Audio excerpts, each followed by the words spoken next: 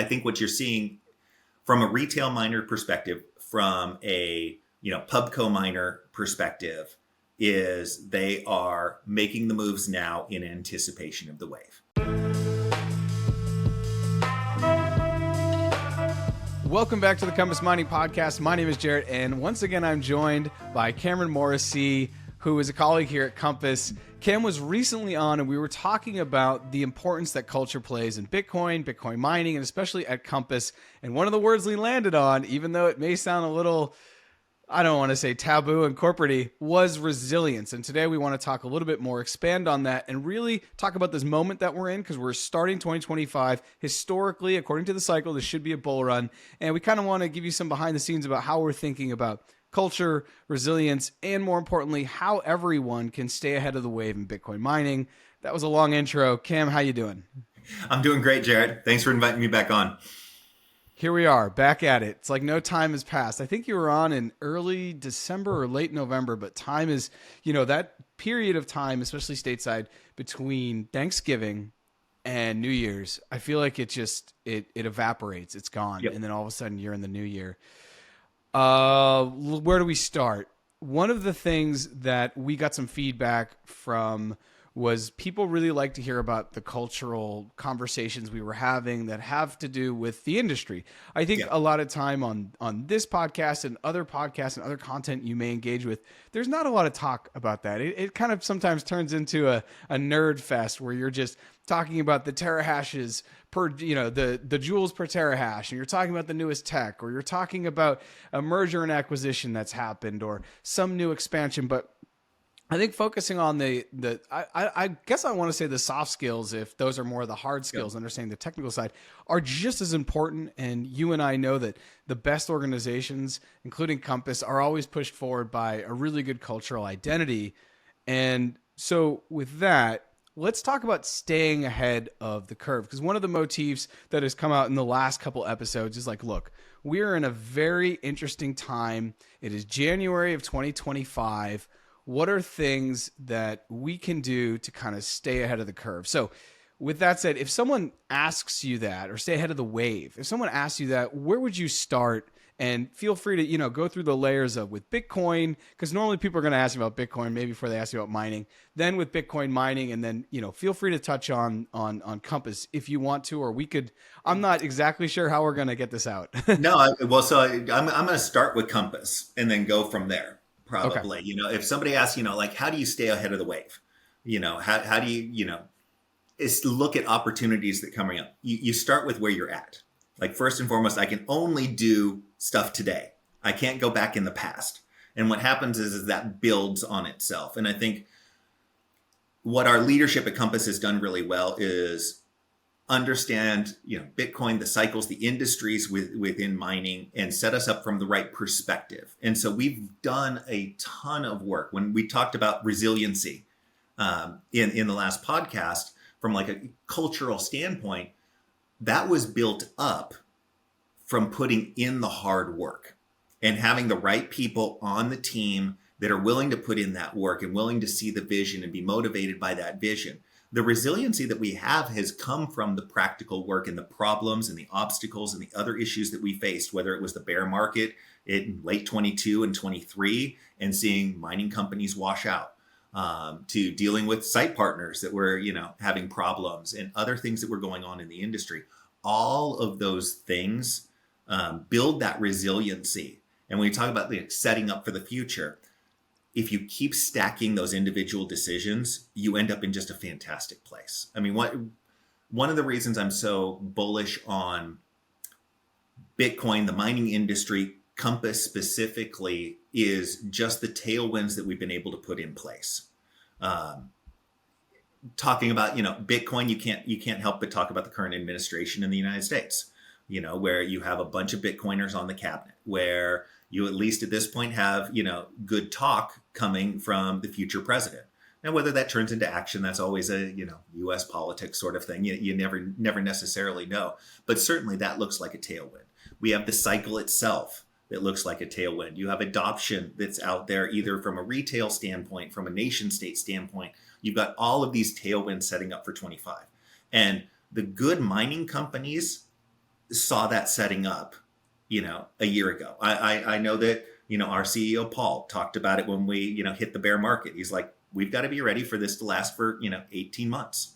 And gosh darn if he wasn't just about almost perfectly right when he said that, because it was January of last year where things started taking off again. And other companies were seeing that. And so what happened was, from a Compass standpoint, from a mining standpoint, everybody was clearing the decks and setting themselves up. They were making the decisions a year ago, 11 months ago, 6 months ago, from a hiring perspective, from an organizational perspective, to set themselves up with the optionality to take advantage of, that next wave. Using surfer analogies, you're waiting for that next wave. You can pick the one that you're on right now, but you're waiting and you're moving and you're adjusting. And most companies in the mining space have made those adjustments and they're set. And from a Compass standpoint, we've done the same thing. We've made the choices, we've made the hard decisions on stuff, and we're just set. We're ready to go. We've got, I call it aces in places. We've got the right team members in the right spots. We're making the right moves out there in the market to really take advantage of that big wave when it comes in. I think I take it for granted, but it's wild that it's already 2025, right? Like you said, you can only really do things today. I know that sounds like that's not supposed to be a breakthrough thought, but I've just kind of like had this thing like, we can only control what we can control today. But I think sometimes people, I don't know, I guess I'm just, first of all, shocked that we're somehow in 2025, because I've been thinking about 2025. Even before I worked with Compass as a Bitcoiner, I was like, all right, 2021 is going to be fun. 2022 is going to be the cool down. 2023 is going to be dark. 2024 is going to be exciting. There's the halving, and here we are in 2025. And to even just say that, I just said that in like 10 seconds and we're already here. What are some of the things that you think, and we talked about this in broad brush strokes on the resiliency episode, but now looking back, like, because you're like, okay, here we are today, we can only control what we can control today. What are the things that you think we set up really, really well at Compass over the last 18, 24 months to go with the surfing analogy, to make sure that we're positioned so when the wave does come, we are in front of and staying ahead of the wave? I've been with Compass about 16, 17 months, and you've been with Compass a little bit longer. So what are the things that you think have set us up and helped create that resiliency that we touched on in the first episode? Yeah, from a business standpoint, it was and again, I don't think it was just us. It was other people in the mining industry. It's cleaning up contracts, cleaning up the sites that you're working with, that you're building, setting yourselves up. Us building out our own site in Iowa is huge, and hopefully by the end of the month we're lighting up miners in that site. But setting that up, but kind of clearing the decks, making sure you get, I want to say get rid of the bad, but eliminate some of that stuff that's holding you back, and really just looking and setting the organization up for the opportunities. And a lot of this, it's cliche. I probably touched on it in the last episode. I don't remember or not. One thing that I think we do extraordinarily well here at Compass is hire. We hire extraordinarily well. Our HR team is fantastic at reaching out and finding great candidates. When people talk about, I talked about, we hired our FedEx driver as a tech, before. We look for a diversity of talent, and a good HR team isn't out there like, checking boxes on backgrounds or ethnicities or anything else. A good HR team is sourcing a large enough pool of talent to where those things take care of themselves. And I think we have an extraordinarily diverse team that comes from a bunch of different backgrounds, as happens in Bitcoin, because it's awfully young, and certainly in mining.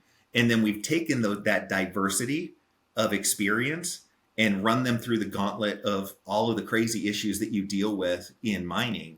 And you come out on the other side with a team that is experienced, nimble, and tough. They've got the grit to kind of move forward with it. And so I think that's what we've done really, really well. On the business side of things, we've done what we needed to do to get ourselves ready to run fast and hard in 2025. And on the HR side of things, we've done really well in getting the team set up for success moving forward. As we're now in 2025, and once again, I still think that that's shocking. We're in the first, like in January, you'll find yourself still writing the previous year, whatever that year was. And I was filling something out the other day and I put 24 and I'm like, no, we're now in 25.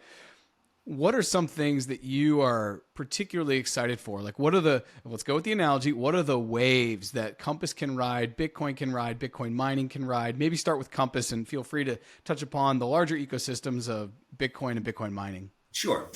Riff past Compass, I keep that kind of in my focus. So, the other stuff is out there, but, certainly starting with Compass, it's expansion. As we see the price of Bitcoin climb, you see more interest in Bitcoin.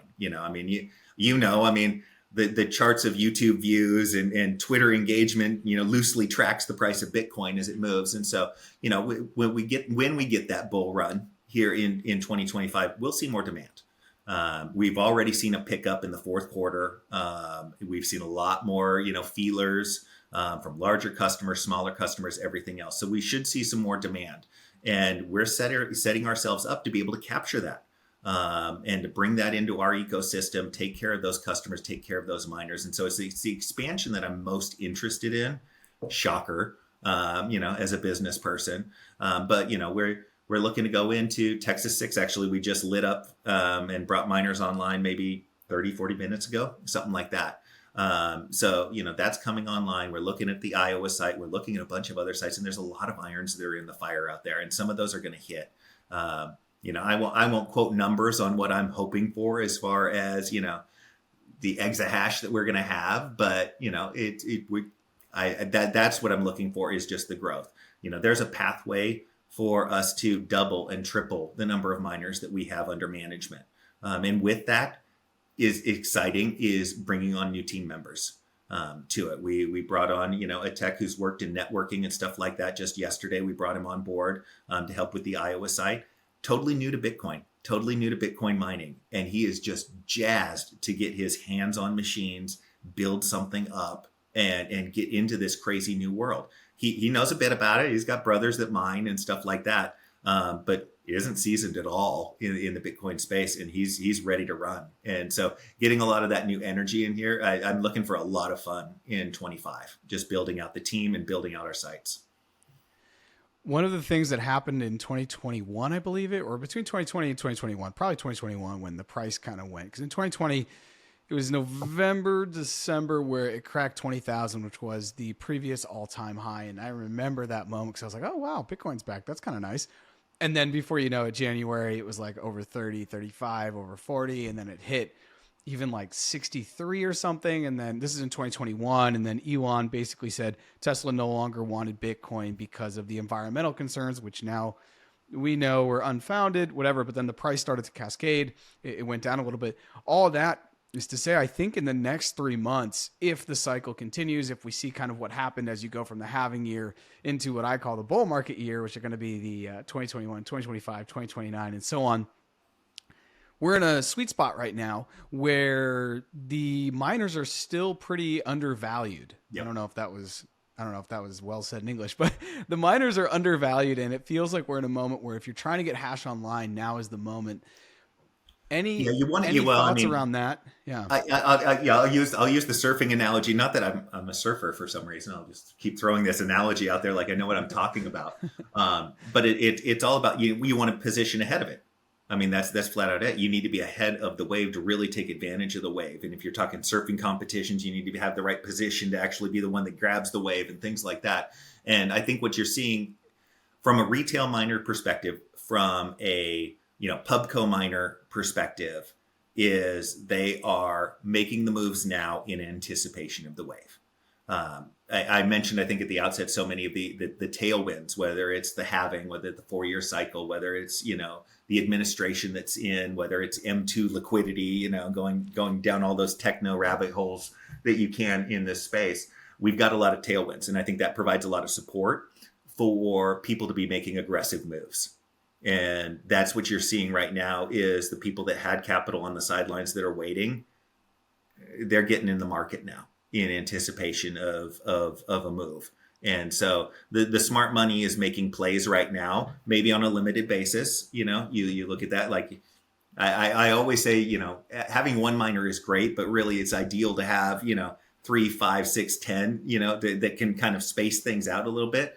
But you're seeing people that would be making the first 2 or 3 miners right now, and they're planning on, February 1st, they're going to add another 2 or 3 more. And so they still have some, cash on the sidelines or whatever, but you're seeing that in the pubco space. You're seeing that in what we see with partners out there in the mining space, and I don't want to call them competitors, but fellow companies in the mining space out there. People are now making moves, not crazy moves, not super aggressive, but they're making moves because we have those tailwinds behind us. And from a retail customer, I know those are the people that are making moves right now, is those that are anticipating the wave. And they were the ones that were back there in October buying miners and just saying, hey, now's the time. I can go ahead and dip my toes in. And people have now dipped their ankles in and their knees in. And some of us have, put our waists in already.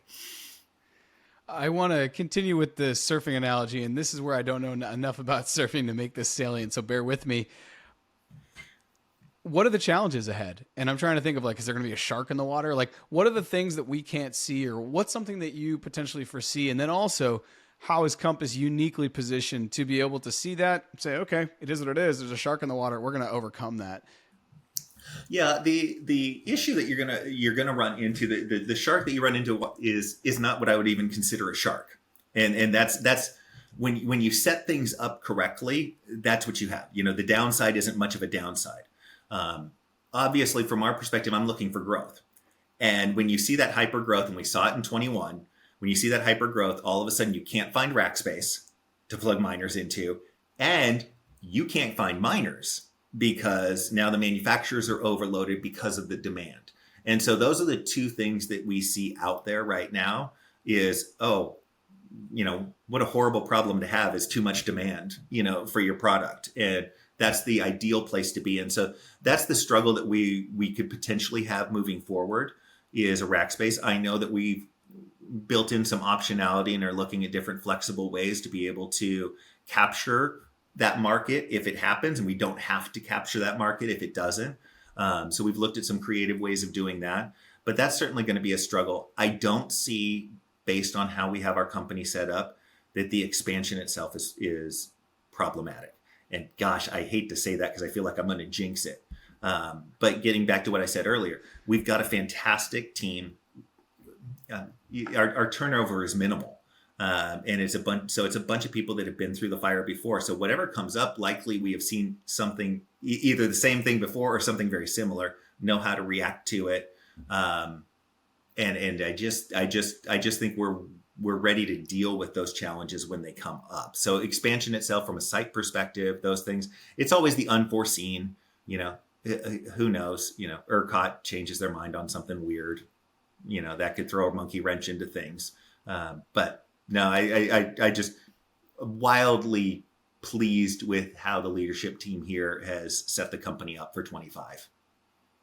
So I'm sorry, I don't think I answered that. I'm like, what am I'm afraid of? I'm afraid of too many good things. That's a horrible answer for that, but. Well, maybe not, because I think in a bull run you get to euphoria, and in bull run you just come across good problems, right? The good problem being we have more clients that want to get online but can't get miners, or they're in a back, they're waiting, or there's clients that have the miners and we're like, thank you so much for buying this in the marketplace, but we actually don't have rack space. It will take a week or something till we free rack space. Those are good problems relatively, I think, and maybe those are problems that happen in a bull run. I'm not saying that that's happened in the past. I'm just putting that out there as something that could happen. Rack space is something that is a constant concern for the Bitcoin mining industry as you try to get more hash online. One of the things going along with rack space, going along with miner demand, Brad James and Shannon Squires had a really good conversation on the X the other night. I feel like you were on for this, and I was in and out of it. I was in and out of it. You were in and out. Okay, because one of the things that we're talking about, which I wanted to get your opinion on as we talk about growth, and you've said growth a couple times, like the expansion and the thing's going to explode. Hash rate. I was like, guys, where's the hash rate going to go? We're sitting around, 800 by the time this episode comes out. And it's like, are we going to hit a Zeta hash? How high are we going to go? And Brad was like, oh, we're going to 1200. And Shannon basically said, no, we're probably not going to go past 950 in 2025. And he laid out a litany of reasons, a lot having to do with the fact that there's just not enough energy infrastructure to allow that to happen. And as maybe other things come offline and go into AI and HPC. And as HPC and AI also become super competitive when it comes to even just finding the right energy sources and resources. So I kind of wanted to get your opinion on that. Do you think we're going to go past, this is like the question I now ask people, and I'm very interested. Are we going to go past the 1,000 or the Zeta hash? Are we going to stay under? Where are you thinking about that? Compass Mining makes Bitcoin mining accessible to everyone. Whether you're investing in one machine or thousands, our customizable solutions are tailored to meet your needs. We are your experts in Bitcoin mining, offering a platform where individuals and businesses can purchase hardware, host machines, and access a range of ancillary services. Start mining in as little as 48 hours with our turnkey hardware online and mining directly to your Bitcoin wallet within 2 business days. Discover more at compassmining.io and see how we can power your success. I loved Shannon's answer to it. It's why I defer to him on, everything. But I mean, that was just fantastic insight. And it's something that we see out there in the field, of course, is, it takes a while to put these sites online. And, fundamentally, if you're bringing on, another 200 exahash of hash power, you need the power. And so are we swapping out, J Pros for S21s? Is that what gets you there? I almost, based on Shannon's argument, I almost think that's what has to happen. But I don't know. The demand is there. And I think, actually, to be completely frank with you, it would probably be healthy for the industry for that to dial down. The demand will be there. Pubco miners can go grab cash anytime they want. It's just a matter of how many miners they can light up.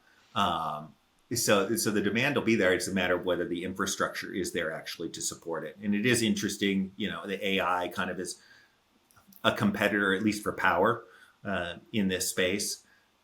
Isn't. We kind of are attracted to different sources of power. We don't need it to be as consistent as they do. But I think the demand is there. I feel like we'll get there. But I don't tell Shannon I disagreed with him. But I think we'll get there, but it will be fourth quarter that it'll happen. So it will be a while, and it will be that struggle of actually getting miners online. I think the J Pros are reasonably profitable right now, or break even or something like that. And so if we have a bull run that excites demand, that's going to help them from a profitability standpoint. So I don't see them necessarily falling off of the network as quickly as some people might expect. And so that'll hold that down from a tech standpoint.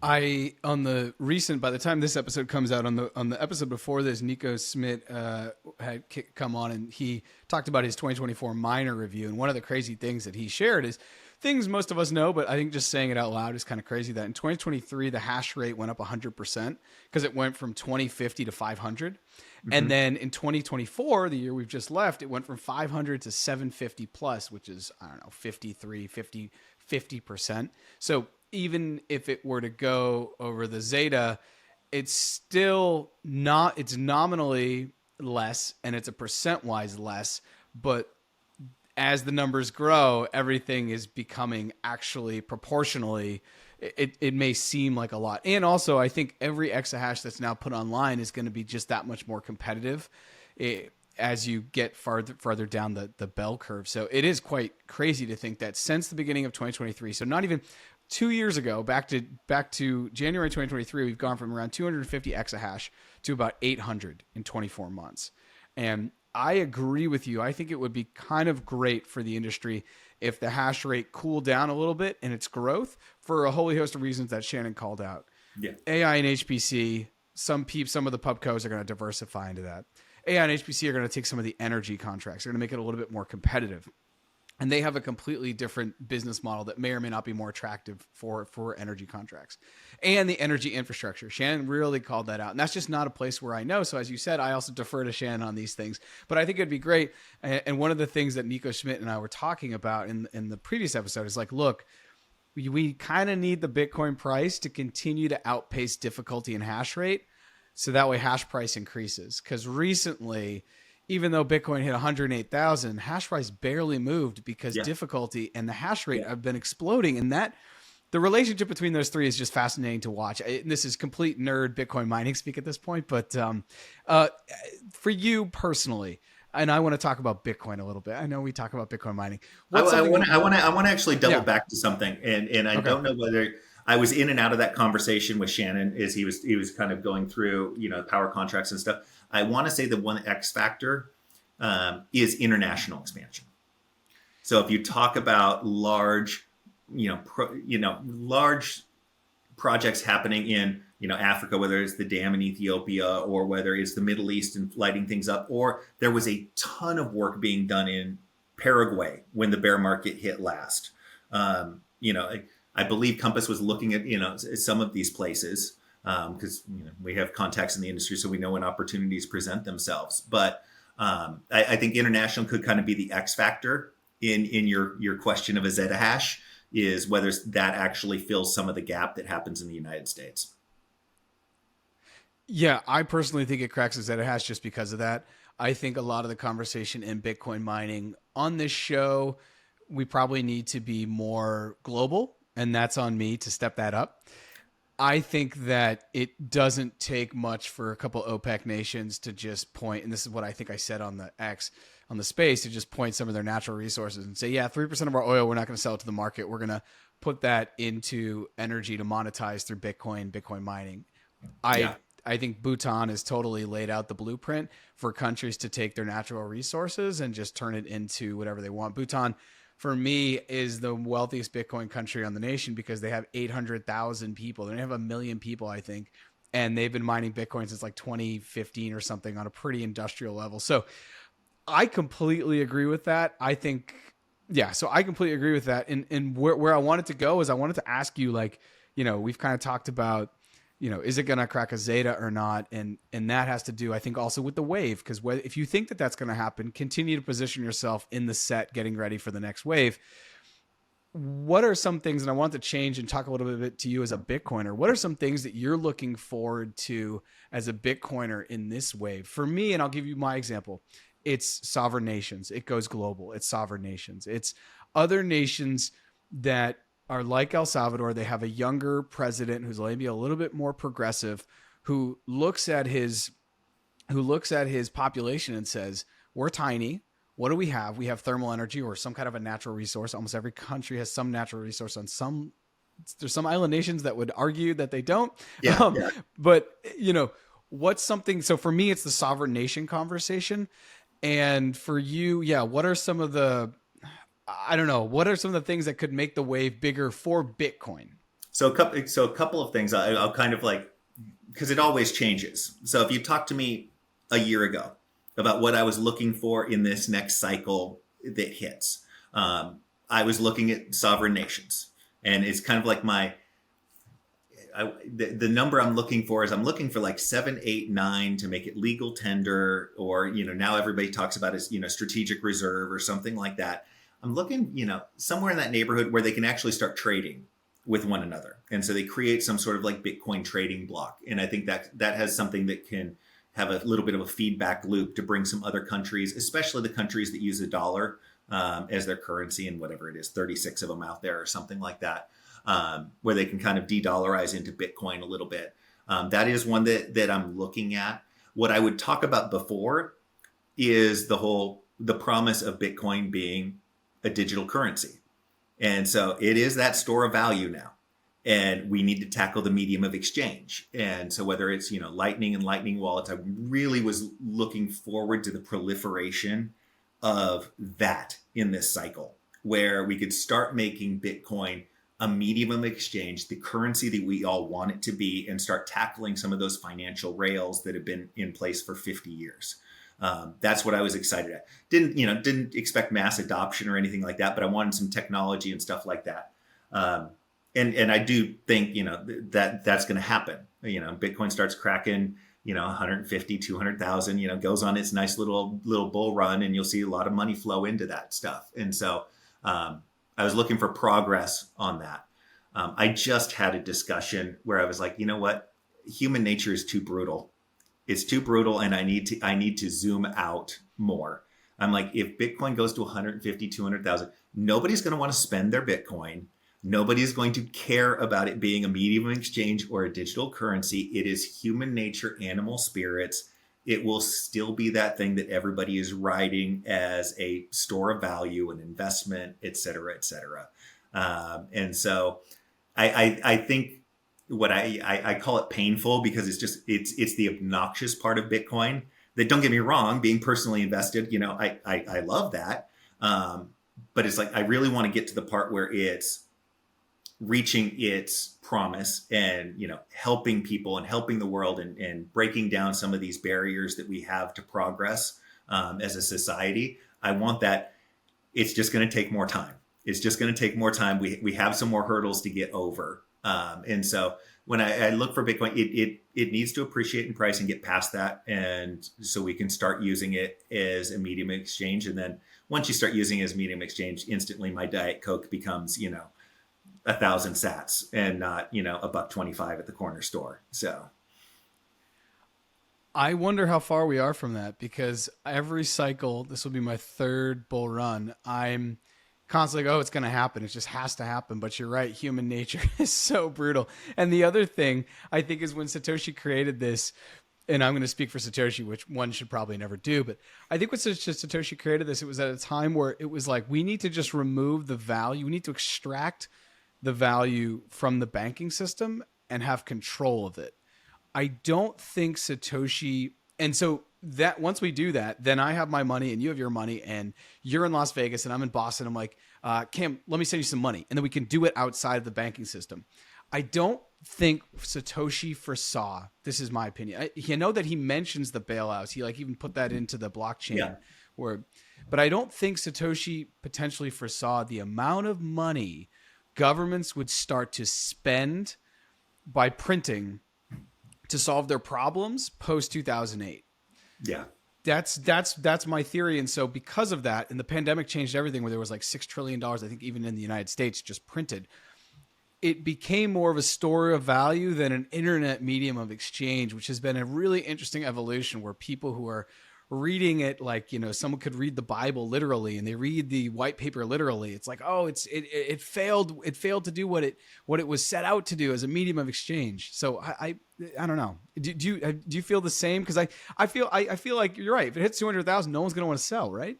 Yeah, nobody. No, I'm like, I don't want to use my Bitcoin as a medium of exchange. I don't. I'll be flat out honest.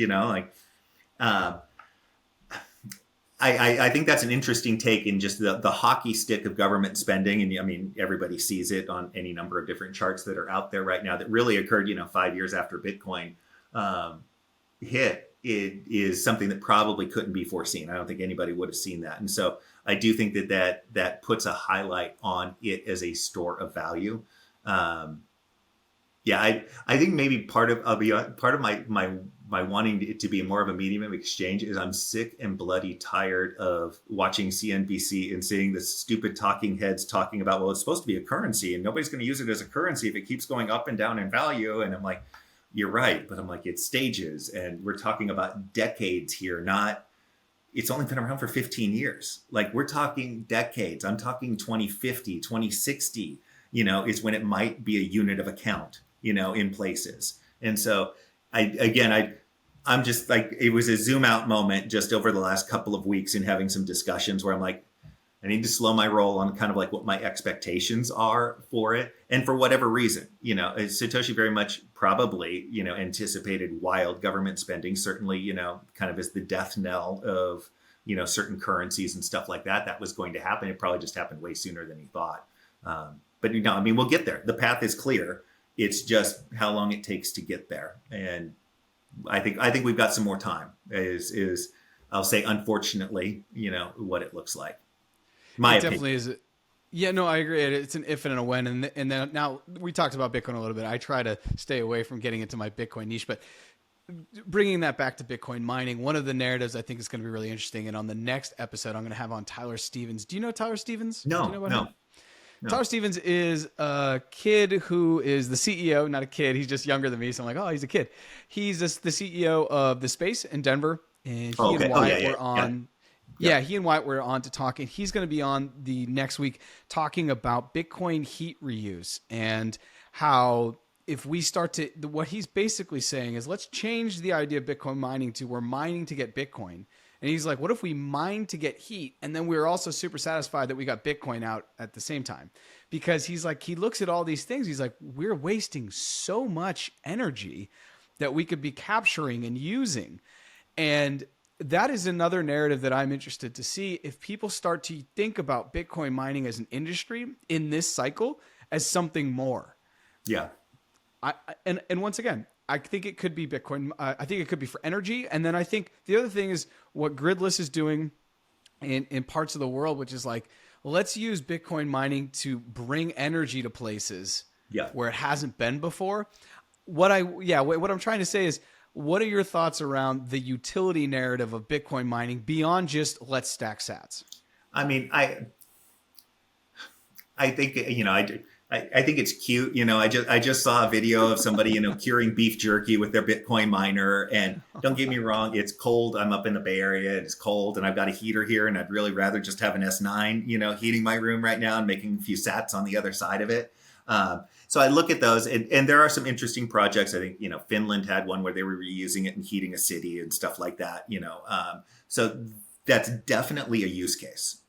But the one that I get excited about, and I don't mean to, be derogatory and call it cute, all these little projects, if I was in Minnesota, I'd definitely be heating my house with Bitcoin miners in the winter for sure.